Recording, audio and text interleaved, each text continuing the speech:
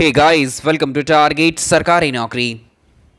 Junior शिक्षक भर्ती 2021 की परीक्षा के लिए आधुनिक भारत के इतिहास के प्रैक्टिस सेट्स की शुरुआत हम कर चुके हैं, जिसमें आज प्रैक्टिस सेट नंबर 2 में टॉपिक रहेगा हमारा सामाजिक धार्मिक सुधार आंदोलन पर आधारित जितने महत्वपूर्ण प्रश्न हैं वो सारे कवर करेंगे।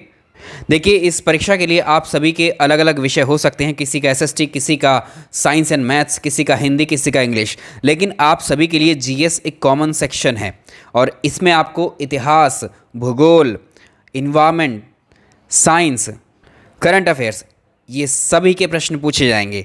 तो अभी जितने भी प्रैक्टिस सेट्स आप यहाँ पर कर रहे हैं, चाहे वो भूगोल के हों, चाहे इतिहास के, चाहे संविधान के, चाहे करंट अफेयर्स के, ये सब आपके जीएस वाले सेक्शन के लिए कराए जा रहे हैं। और साथ ही जिन लोगों का एसएसटी है 100 मार्क्स का, उनके लिए, और जिन लोगों का साइंस है, साइंस के जो अलग प्रैक्टिस सेट चल रहे हैं वो आपके 100 मार्क्स के भी हैं और 50 मार्क्स, यानी दोनों में शामिल करके कंबाइंडली हम इनको पढ़ा रहे हैं ताकि एक एक टॉपिक आपका क्लियर होता चले। किसी टॉपिक से अगर प्रश्न पूछता है तो उस टॉपिक से आप एटलीस्ट यहाँ पढ़ाए हुए आप क्वेश्चन के आंसर वहाँ दे पाएँ।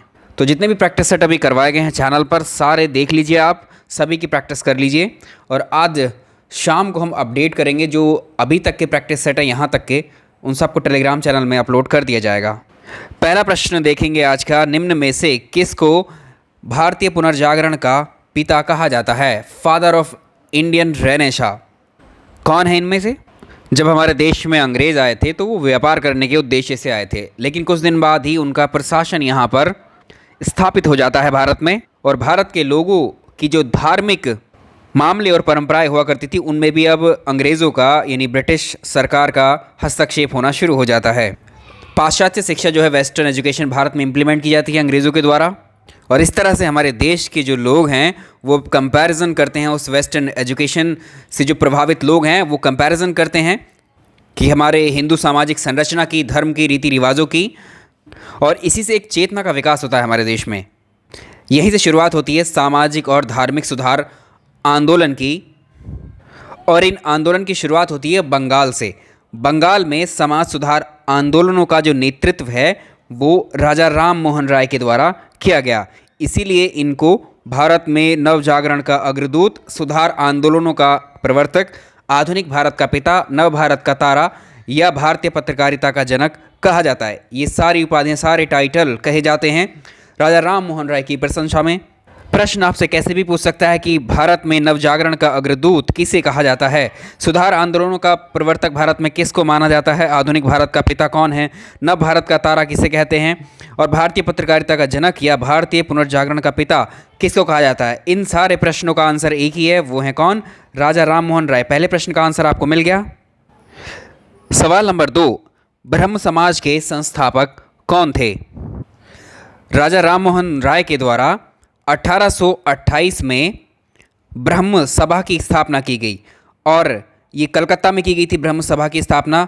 बाद में इसी ब्रह्म सभा को ब्रह्म समाज कहा गया। ब्रह्म समाज का जो मेन उद्देश्य था वो हिंदू धर्म में सुधार लाना था, और ये ब्रह्म समाज जो बिलीव करता था वो एक ब्रह्म की पूजा करना, उपासना करना, इसमें यानी एकेश्वरवाद का ये समर्थन करता था। तो इस सवाल का आंसर क्या होगा? ब्रह्म समाज के संस्थापक कौन हुए? ये भी राजा राम मोहन राय हुए। ये क्वेश्चन बहुत पूछा जाता है। इसके अलावा राजा राम मोहन राय के द्वारा किन किन संस्थाओं की स्थापना की गई और क्या क्या स्थापित किया गया? 1815 में इन्हीं के द्वारा आत्मीय सभा की स्थापना की गई। इन्हीं के द्वारा शुरू किया गया था एक फ़ारसी का अखबार जिसका नाम था मीरातुल अखबार। परीक्षा में बहुत बार पूछा गया है, मीरातुल अखबार का प्रकाशन किसने शुरू किया? आंसर राजा राम मोहन राय। संवाद कौमुदी बहुत पूछा जाता है। बांग्ला भाषा में 1821 में संवाद कौमुदी का प्रकाशन भी राजा राम मोहन राय के द्वारा किया गया। इन्हीं के द्वारा 1817 में हिंदू कॉलेज की स्थापना की गई थी कलकत्ता के अंदर, और इन्हीं के द्वारा कलकत्ता में ही 1825 में वेदांत कॉलेज की स्थापना की गई। इनमें से एक न एक प्रश्न आपको परीक्षा में ज़रूर मिलता है देखने को। नेक्स्ट, ब्रह्म समाज के बारे में निम्नलिखित में से कौन से कथन ठीक हैं, सत्य हैं? ब्रह्म समाज की जो अवधारणाएं थीं वो क्या थी? इसने मूर्ति पूजा का विरोध किया, यानी ब्रह्म समाज के बारे में ये क्वेश्चन है। तो ब्रह्म समाज ने मूर्ति पूजा का विरोध किया। जो ब्रह्म समाज हुआ करता था, हमने बताया भी इसका मुख्य उद्देश्य हिंदू धर्म में सुधार लाना था और सभी धर्मों की अच्छाइयों को अपनाना। मूर्ति पूजा का विरोध भी इनके कॉन्सेप्ट में शामिल था। तो ये सही बात है। जैसे धार्मिक ग्रंथ होते हैं, रिलीजियस टेक्स्ट जो होते हैं, उनके लिए जो व्यक्ति स्पेशल होते हैं, जो उनकी व्याख्या जो उनको एक्सप्लेन करते हैं, उसको पुरोहित वर्ग बोलते हैं। तो इन्होंने जो धार्मिक ग्रंथों की व्याख्या करने के लिए पुरोहित वर्ग होना चाहिए, इसको भी अस्वीकार किया था। ये बात भी सही है। ब्रह्म समाज ने इस सिद्धांत का प्रचार किया कि वेद त्रुटिहीन है। नहीं, इस बात का प्रचार नहीं किया। तो ये गलत हो जाता है। इसका आंसर होगा first and second, B option. Raja Ram Mohan Roy पर एक प्रश्न और पूछा जाता है कि किसके द्वारा राजा राम मोहन राय को राजा का टाइटल दिया गया। राजा की उपाधि राजा राम मोहन राय को किसने दी थी? ये था मुग़ल बादशाह अकबर सेकंड। मुग़ल बादशाह अकबर द्वितीय ने जो है राजा राम मोहन राय को राजा की उपाधि दी थी। नेक्स्ट देखिए, विवेकानंद ने शिकागो में आयोजित पार्लियामेंट ऑफ वर्ल्ड्स रिलीजन में भाग लिया था। किस वर्ष में लिया था? स्वामी विवेकानंद ने शिकागो में संपन्न हुए विश्व धर्म सम्मेलन 1893 में, जिसको पार्लियामेंट ऑफ वर्ल्ड रिलीजन कहा गया, इसमें पार्टिसिपेट किया था और यहीं पर स्वामी जी के द्वारा बताया गया सभी धर्मों की एकता के बारे में। स्वामी विवेकानंद पर बेसिक प्रश्न पूछे जाते हैं आपकी परीक्षाओं में। जैसे स्वामी विवेकानंद का बचपन का नाम क्या था? तो नरेंद्र नाथ दत्त स्वामी विवेकानंद के बचपन का नाम था। और इनके गुरु के बारे में पूछा जाता है। स्वामी विवेकानंद के गुरु का नाम रामकृष्ण परमहंस था और इन्हीं के नाम पर जो है रामकृष्ण मिशन की स्थापना 1897 में की गई थी स्वामी विवेकानंद के द्वारा। ये क्वेश्चन बार बार पूछे जाते हैं आपकी परीक्षाओं में। इनमें से किस प्रख्यात समाज सुधारक ने ज्ञान योग, कर्मयोग, राजयोग नाम की 3 किताबें हैं, किसके द्वारा लिखी गईं? ये किताबें स्वामी विवेकानंद की हैं। याद रखिएगा, ये किताबें स्वामी विवेकानंद की हैं। राजयोग, ज्ञान योग, कर्मयोग।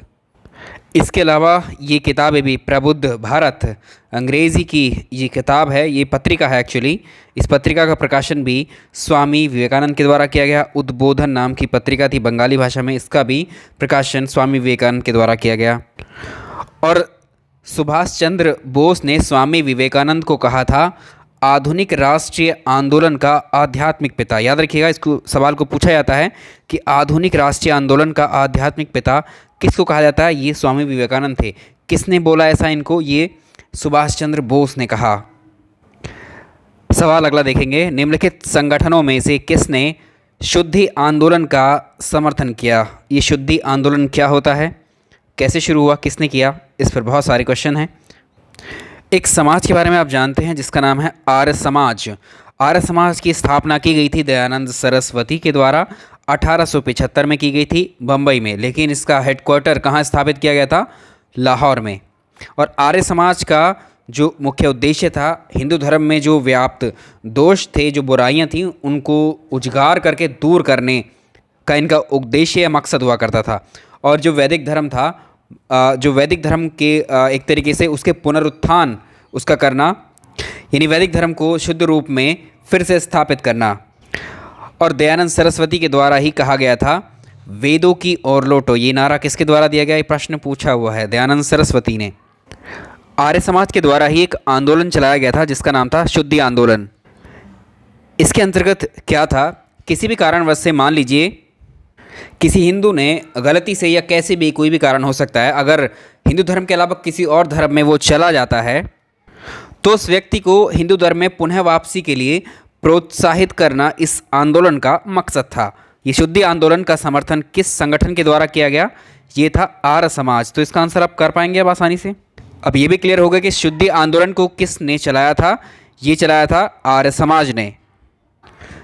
जो दयानंद सरस्वती थे, उनके विचार, उनकी किताब है बहुत फेमस, सत्यार्थ प्रकाश।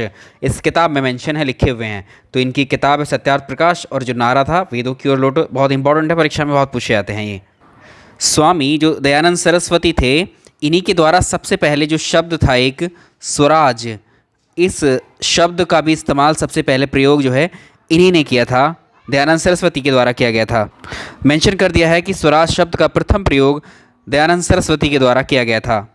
और एक सवाल ऐसे और पूछता है कि किसने आर्य समाज को भारतीय अशांति का जन्मदाता कहा? तो ये था जो वैलेंटाइन चिरोल था, या चिरोल भी इसको बोला जाता है। चिरोल के द्वारा ही कहा गया था इस आर्य समाज को भारतीय अशांति का जन्मदाता।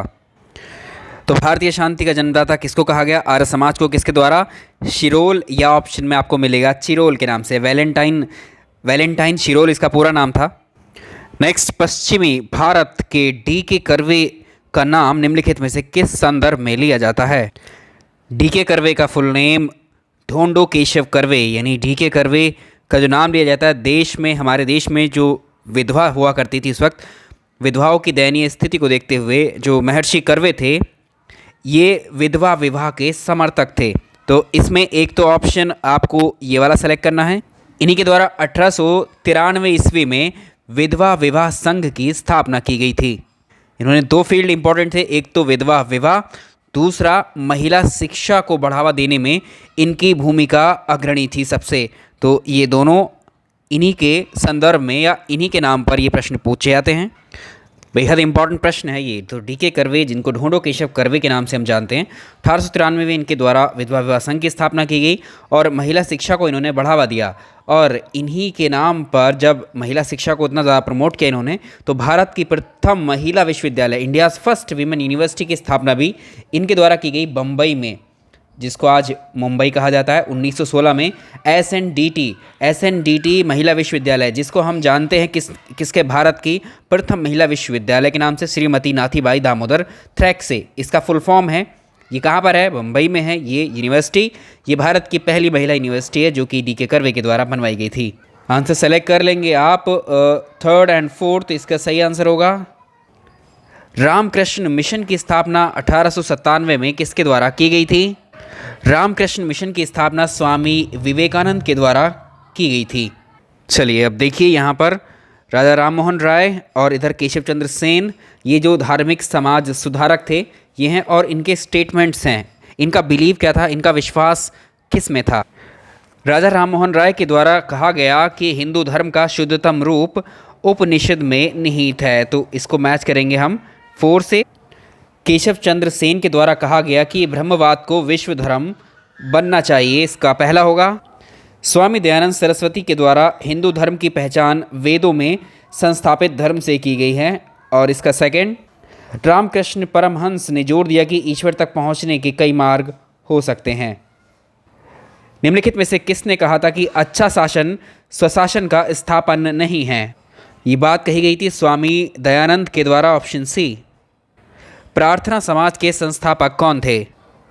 प्रार्थना समाज की स्थापना की गई थी आत्माराम पांडुरंग के द्वारा। डॉक्टर आत्माराम पांडुरंग ने इसकी स्थापना 1867 ईस्वी में महाराष्ट्र में की थी, ऑप्शन ए। सत्यशोधक समाज के संस्थापक कौन थे जिन्होंने गुलामगिरी नाम की किताब लिखी? अच्छा प्रश्न है, पूछा जाता है अक्सर परीक्षाओं में ये।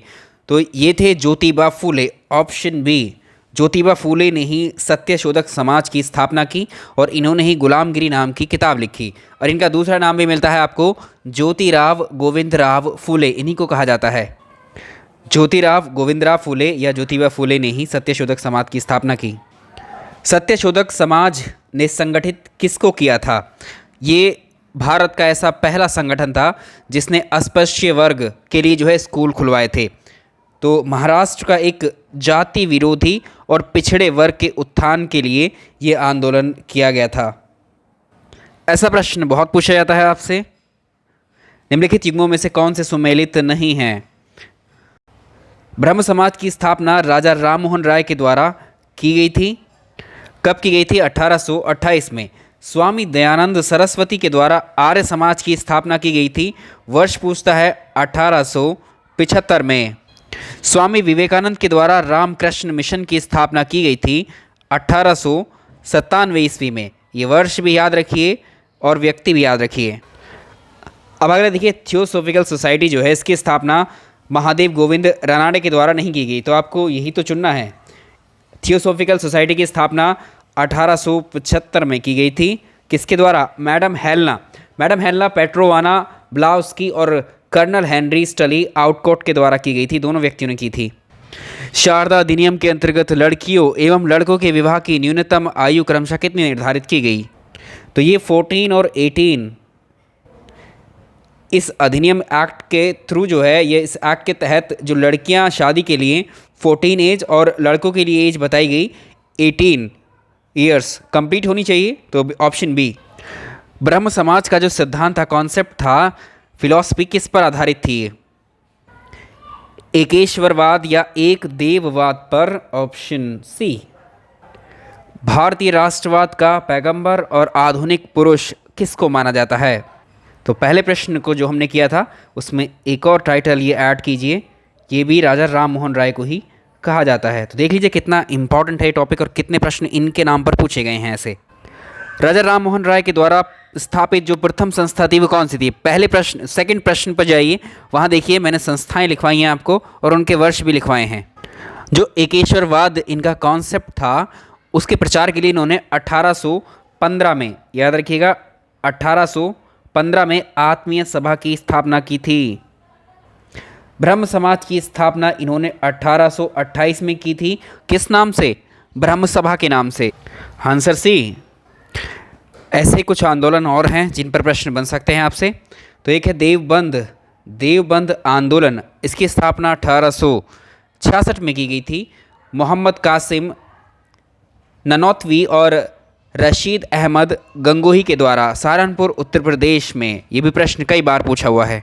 कोई आंदोलन की स्थापना किस वर्ष की गई, हमारे एग्जाम के लिए इंपॉर्टेंट होता है, और किसके द्वारा की गई और कहाँ की गई। ठीक है, ये 3 से 4 फैक्ट पूछे जाते हैं एक आंदोलन के ऊपर।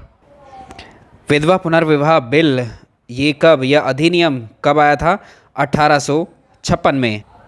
उस वक्त लॉर्ड कैनिंग हुआ करता था, भारत में इसका शासन था। ब्रिटिश शासन की तरफ से इसको अपॉइंट किया गया था लॉर्ड कैनिंग को, और इसको पारित करवाने में सबसे ज़्यादा जो मुख्य भूमिका रही वो ईश्वर चंद्र विद्यासागर की थी। ये प्रश्न भी पूछा हुआ है। ऐसे ही नरबली प्रथा जो 1844-45 में हॉर्डिंग प्रथम के द्वारा इसको ख़त्म किया गया था। दास प्रथा को 1843 में एलन ब्रो के द्वारा जो है इसको ख़त्म किया गया था भारत से। नरबली यानी इंसानों की बलि वैसे कौन दिया करता था? वैसे यहाँ पर एक नरबली प्रथा जो है खोंड नाम की एक जनजाति थी उसमें प्रचलित थी। 1898 में सेंट्रल हिंदू कॉलेज की स्थापना एनी बेसेंट के द्वारा की गई। बाद में मदन मोहन मालवीय के प्रयासों से 1916 में इसी को बनारस हिंदू विश्वविद्यालय यानी BHU बना दिया गया 1916 में। तो ये प्रश्न आपको पता होनी चाहिए सारे। तो धार्मिक और सामाजिक सुधार आंदोलन में हम इतने ही प्रश्न को डिस्कस करेंगे, जितने इंपॉर्टेंट हो सकते थे सब हमने आपको डिस्कस कर लिए। 1875 में एक स्कूल था जिसका नाम था मोहम्मडन एंग्लो ओरिएंटल स्कूल। इसकी स्थापना अलीगढ़ में की गई थी और बाद में 1920 में इसी को अलीगढ़ मुस्लिम यूनिवर्सिटी बना दिया गया। ये भी याद रखेंगे, किसके द्वारा? सर सैयद अहमद खान के द्वारा। तो 1875 में मोहम्मडन एंग्लो ओरिएंटल स्कूल की स्थापना सर सैयद अहमद खां के द्वारा की गई थी। कहाँ पर? नाम से ही आप समझ लो, अलीगढ़ में। और बाद में 1920 में इसी का नाम कर दिया गया अलीगढ़ मुस्लिम यूनिवर्सिटी या AMU। कहाँ पर है? अलीगढ़ में। तो ये प्रश्न पूछे जाते हैं आपसे, इनको ज़रा ध्यान से देख लीजिएगा। 1 से 2 प्रश्न यहाँ से पूछ लिए जाते हैं परीक्षा में। चलिए, इसमें इस टॉपिक में ये हमारा कवर हो गया, कंप्लीट हो गया है। कुछ आप लोग कह रहे थे उसमें कि जैसे भारत में ब्रिटिशर्स का आगमन है, उससे पहले कुछ टॉपिक है आधुनिक भारत के, वो भी आपको करा देंगे। इसके बाद में जैसे और भी टॉपिक हैं, इसमें एक इम्पॉर्टेंट सेक्शन आएगा आधुनिक भारत में जिसे हम भारतीय स्वतंत्रता संघर्ष या भारतीय राष्ट्रीय आंदोलन, इंडियन नेशनल मूवमेंट के नाम से जानते हैं। वहाँ से प्रश्न ढेर सारे मिलते हैं, तो उसको भी करेंगे हम लोग। उसके बाद जो टॉपिक बचते हैं आपके आधुनिक भारत के, वो भी करा दिए जाएंगे। चलिए, इस वीडियो में इतना ही। लाइक एंड शेयर ज़रूर कीजिएगा। नंबर ऑफ़ वीडियोस अब बढ़ जाएंगे। 2 दिन में आपको कहा गया था कि साइंस की क्लास शुरू करेंगे, लेकिन साइंस को भी हम अब स्टार्ट कर देंगे कल से। चलिए, थैंक यू सो मच।